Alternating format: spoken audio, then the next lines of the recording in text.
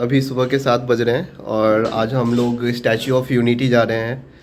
तो मम्मी तो सुबह 4:30 बजे ही उठ गई थी, उन्होंने काफ़ी सारा नाश्ता और एज़ यूजुअल जब हमें कहीं जाना होता है तो पापा काफ़ी परेशान रहते हैं और काफ़ी टेंशन में रहते हैं। तो वो नहा के तैयार हो गए हैं और गाड़ी भी हमारी आ गई है और जस्ट मैं ही तैयार होने के लिए बचा हुआ हूँ। और आप लोग भी मुझे बताइएगा कि किसके किसके घर में जब कहीं जाना होता है तो टेंशन वाला माहौल क्रिएट हो जाता है। हमारे यहाँ तो हमेशा ही होता है, तो आप कमेंट में ज़रूर बताइएगा हमें। तो चलिए, मेरी वजह से लेट ना हो जाए तो इसीलिए मैं जल्दी से तैयार हो जाता।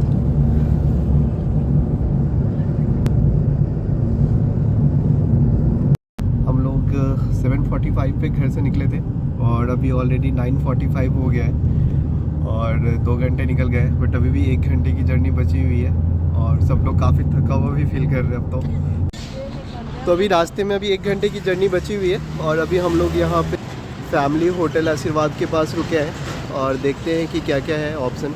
वैसे तो हम सभी लोग नाश्ता करके ही निकले थे, बट अगर किसी को थोड़ा बहुत गाड़ी में बैठे बैठे बॉडी भी अखर जाती है और फ्रेश भी होना हो तो यहाँ हो सकते हैं। तो अभी थोड़ा फ्रेश होएंगे और यहाँ पे जो भी देखते हैं, मम्मी को थोड़ा बस वो गाड़ियों में थोड़ी सी उनको मोशन सिकनेस भी होता है, तो उनके लिए थोड़े बहुत टॉफ़ी और चॉकलेट्स खरीद लेते हैं और चाय वगैरह पी लेते हैं, फिर यहाँ से चलेंगे वापस से।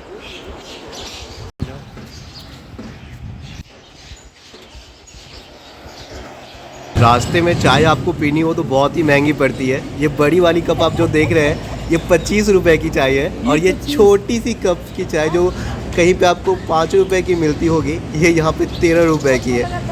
छाछ के लिए पूछा था तो जिसका प्रिंट रेट 12 रुपए का था और वो 20 रुपए में बेच रहे हैं, तो ये तो मैंने बिल्कुल भी नहीं, मैं मार्क प्राइस से तो ज़्यादा पे बिल्कुल भी नहीं करना चाहूँगा, तो मैंने बिल्कुल भी छाछ नहीं लिया है। और ये चाय वगैरह भी देख रहे हैं आप, काफ़ी महंगी है यहाँ पे। आप अगर रास्ते में निकल रहे हो तो घर से ही चाय बना के ले आओ, ज़्यादा अच्छा रहता है। और एक बहुत ही इजी है, आपके पास बस थर्मस होना चाहिए, एक फ्लास्क हो तो आप आराम से चाय कैरी कर सकते हो। जब हम उड़ीसा में थे तो हम लोग कहीं भी घूमने निकलते थे तो हम लोग एक थर्मो फ्लास्क में ही चाय बना करके ले आते थे और वो अच्छा भी रहता था और काफ़ी इन्जॉय भी करते थे हम उसे। अब बस आधे घंटे की जर्नी बची हुई है और हम सुबह 7:30 बजे जब घर से निकले थे तो सभी लोग सुपर एक्साइटेड थे, बट अभी जब 11 बजने को है तो सभी के चेहरे पे थकान दिख रही है। पता नहीं वहाँ जाकर हम लोग सभी लोग एंजॉय भी कर पाएंगे या नहीं। आज यहाँ काफ़ी गर्मी है और अगर आप अपने छोटे बच्चे के साथ ये ट्रिप प्लान कर रहे हैं तो मैं तो यही रिकमेंड करूँगा कि आप विंटर सीज़न में यहाँ पे आएँ तो आप ज़्यादा एंजॉय कर पाएंगे। अगर आप यहाँ अपनी पर्सनल व्हीकल से आ रहे हो तो आपको अपनी गाड़ी यहाँ एकता मॉल पे ही पार्क करनी पड़ती है। यहाँ से स्टैचू ऑफ यूनिटी 5.6 किलोमीटर है, जो कि आपको बस से पूरी करनी होती है। और अगर आपने ऑनलाइन टिकट परचेज़ नहीं किया है तो यहाँ से आप ऑफ़लाइन टिकट भी परचेज़ कर सकते हो। और यहाँ पे जो एडल्ट का जो प्राइस है, वो टिकट प्राइस है वो 150 रुपीज़ है और 3 साल से 15 साल के बच्चों के लिए 90 रुपीज़ का है। और अगर आप बाई ट्रेन आ रहे हो तो यहाँ से एकता नगर रेलवे स्टेशन से यहाँ के लिए डायरेक्ट बस चलती है जो कि फ्री ऑफ कॉस्ट है। तो हम लोगों ने ऑलरेडी ऑनलाइन टिकट परचेज़ कर लिया था, तो चलिए हम लोग सीधा चलते हैं बस के लिए। काफ़ी भीड़ है यहाँ पे और काफ़ी लंबी लाइन है, जैसा कि आप देख पा रहे होंगे। यहाँ मैं आपको दिखाता हूँ, ये देखिए कितनी लंबी।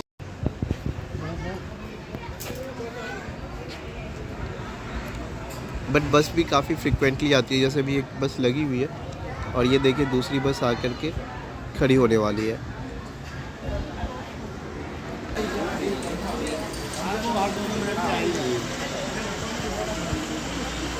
आदर्श ने काफ़ी अच्छा डिसीजन लिया हुआ है कि वो छाता लेकर आया है।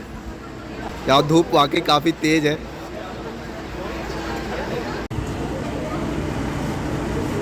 वहाँ से टिकट लेने के बाद अभी हम बस लेकर के हम स्टैचू ऑफ यूनिटी के लिए जा रहे हैं। एकता मॉल से स्टैचू ऑफ यूनिटी की जर्नी 10 से 15 मिनट की रहती है और ये काफ़ी खूबसूरत जर्नी है। जैसा आप देख पा रहे होंगे कि एक तरफ रोड के एक तरफ ये आर्टिफिशियल ट्रीज़ हैं जिसमें रात में काफ़ी खूबसूरत लाइटिंग होती है, तो दूसरी तरफ पहाड़ है, तो दोनों ही आपको काफ़ी अच्छा लगेगा। और साथ में बगल में ही नर्मदा रिवर भी है, तो ये काफ़ी खूबसूरत सीन बनाता है। और यहाँ से आपको स्टैचू ऑफ यूनिटी भी दिखने लग जाता है और जो मैं अभी एकता मॉल की बात कर रहा था, एकता मॉल में आप इंडिया के डिफरेंट पार्ट्स में जो भी चीज़ें बनती हैं, आर्टिफैक्ट्स जो बनते हैं, तो वो वहाँ से आप खरीद सकते हैं और सोविनर्स भी आप यहाँ से ले सकते हो। बट ये काफ़ी कॉस्टली रहता है, तो जनरली हम इंडियंस तो परचेज़ नहीं करते इसको।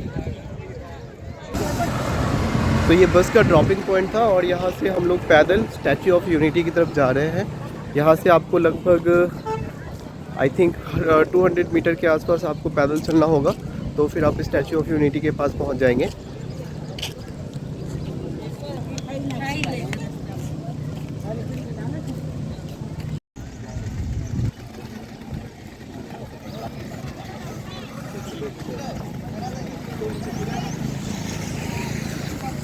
यहाँ पे कई बार आपको लाइन में लगना होगा, यहाँ पे हर जगह लंबी लाइन लगी हुई है आज, और संडे होने की वजह से यहाँ पे और भी ज़्यादा भीड़ है।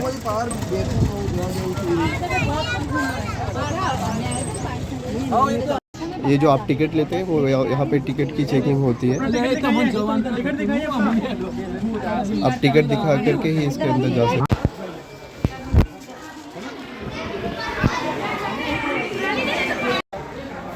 ये काफ़ी ग्रीनरी और काफ़ी खूबसूरत दिख रहा है ये।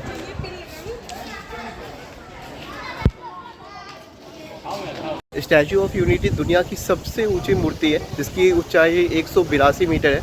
ये सरदार वल्लभ भाई पटेल को समर्पित है। सरदार वल्लभ भाई पटेल जो है वो हमारे एकता के, भारत की एकता के प्रतीक हैं। चूँकि जब हमारा देश आज़ाद हुआ था तो लगभग ये 550 प्रिंसली स्टेट में डिवाइडेड था, जिसको रियासतें बोलते थे, छोटी छोटी रियासतें थी, जिसको कि इन्होंने एकीकृत करने का काम किया।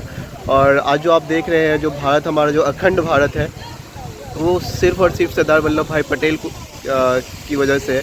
और इसीलिए ये जो स्टैचू ऑफ यूनिटी है ये उनको समर्पित है, क्योंकि उन्होंने हमारे देश को एक करने का काम किया था।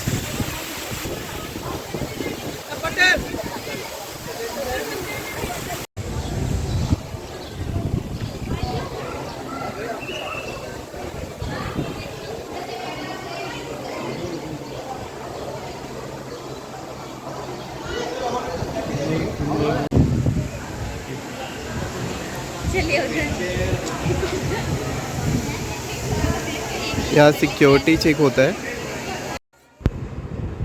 यहाँ पे लेडीज़ और जेंट्स की लाइन अलग अलग रहती है, और जैसा आपने देखा होगा एयरपोर्ट पे जैसे सिक्योरिटी चेक होता है, वैसा ही सिक्योरिटी चेक इधर भी होता है।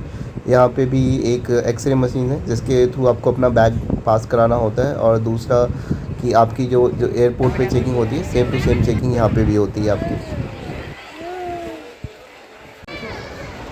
आप मेरे पीछे स्टैचू ऑफ यूनिटी को देख पा रहे होंगे, ये दुनिया की सबसे ऊंची मूर्ति है। ये काफ़ी बड़ा एरिया है, तो यहाँ पे ऐसे पैदल घूमना पॉसिबल नहीं है, खास करके ओल्ड एज लोगों के लिए। तो यहाँ पे हर जगह एस्केलेटर की सुविधा दी गई है।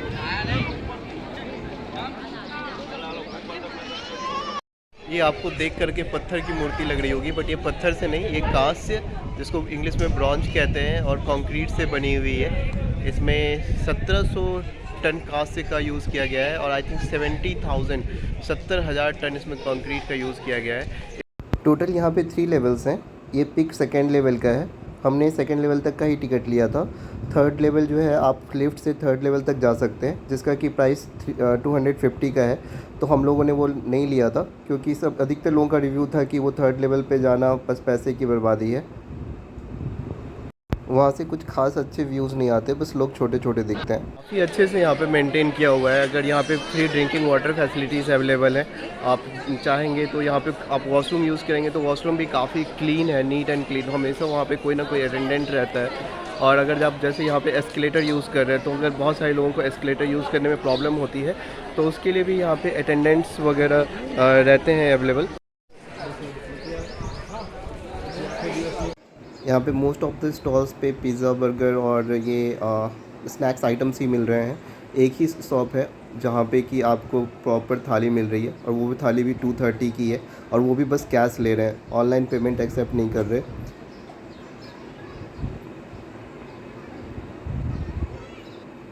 हम लोगों ने 3 समोसा और 1 ढोकला ऑर्डर किया था। अभी दोपहर के 1:30 बज रहे हैं, और आई थिंक लोगों को काफ़ी भूख लगी हुई है, इसीलिए यहाँ होंगे। चारों तरफ पूरा ये जो फूड आउटलेट है वो पूरी लंबी कतार से पटी हुई है। और यहाँ पे सबसे बड़ी प्रॉब्लम ये है कि ये ये ऑनलाइन पेमेंट नहीं ले रहे, सिर्फ कैश ले रहे हैं। और फूड्स के प्राइसेस भी काफ़ी ज़्यादा हैं। जैसे यहाँ पे अगर आप आइसक्रीम लोगे तो जो आइसक्रीम बाहर 25 का मिल रहा है वो यहाँ पे 50 का मिल रहा है। तो लोगों के पास मजबूरियाँ हैं, वो अगर उनको भूख लगी तो यहीं पे खाना है, क्योंकि वो बाहर से फूड तो अलाउ नहीं करते, तो आपको यहीं पे खरीद करके ही खाना पड़ेगा। तो वो काफ़ी महंगा पड़ता है यहाँ पे लोगों को। जैसे अभी आइसक्रीम देखेंगे तो आप मार्क प्राइस उसका 25 का है, वो 50 का बेच रहे हैं।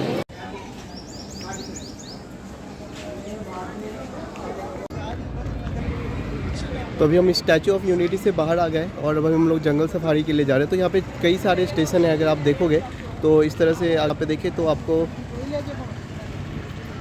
उस तरफ वो ऐसे रेड कलर की जो लाइट है वो आपको स्टेशन 9, 10, 8 इस तरह से दिख रहा होगा। इस तरह से यहाँ पे 4 नंबर जो स्टेशन है वहाँ से जंगल सफारी के लिए बस जाती है। आप उस बस पे बैठ जाओगे और जहाँ पे जंगल सफारी के लिए वहाँ पे जहाँ पे बस आपको ड्रॉप करेगी तो वहाँ पे आप टिकट ले लेंगे, तो आप जंगल सफारी के लिए जा सकते हैं। यहाँ पे वैसे कई सारे ऑप्शंस हैं, मैं आपको और सबके इंडिविजुअल चार्जेस हैं तो मैं आपके साथ शेयर कर दूँगा, आप वहाँ से चेक कर सकते हो।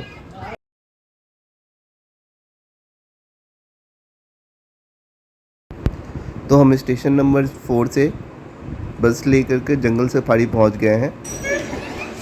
हाँ बना रहा हूँ, यहाँ शेर शेरनी के साथ कर रहा हूँ। बढ़िया टाइम पे है। शेर यहाँ पे काफ़ी गुस्से में दहाड़ता हुआ आया था। बेचारा वो शेरनी के साथ क्वालिटी टाइम स्पेंड कर रहा था और लोगों ने उसे डिस्टर्ब कर दिया, तो उसका गुस्सा होना तो जायज़ ही है।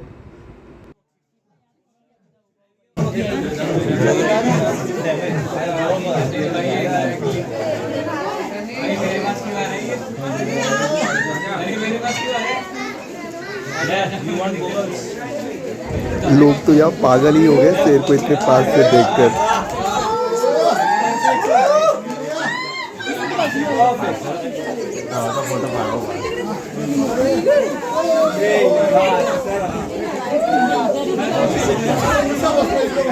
जंगल सफारी के लिए आपको अलग से टिकट खरीदना होगा, जिसका कि एडल्ट के लिए प्राइस 200 रुपीज़ का है और बच्चों के लिए 120।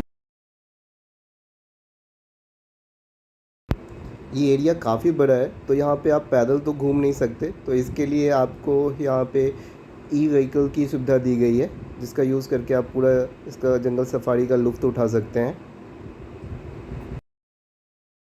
ये बर्ड्स जोन है, ये सबसे अमेजिंग है। यहाँ पे आप तरह तरह के बर्ड्स को आप काफ़ी पास से देख सकते हो। कई बार तो ऐसा होता है कि कई सारी चीज़ें आपके पास से उड़ती हुई निकल जाती है, तो वो काफ़ी अमेजिंग सा फीलिंग देता है।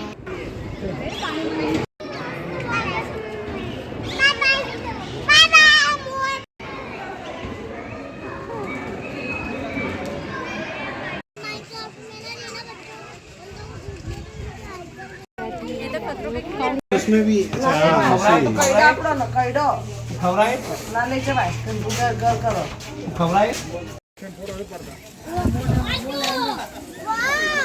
इस पार्ट में इतना ही। इसके नेक्स्ट पार्ट का लिंक आपको डिस्क्रिप्शन बॉक्स में मिल जाएगा, वो भी काफ़ी इंटरेस्टिंग है, तो उसे देखना मत भूलिएगा। तो फिर मिलते हैं नेक्स्ट ब्लॉग में। Thank you so much for watching.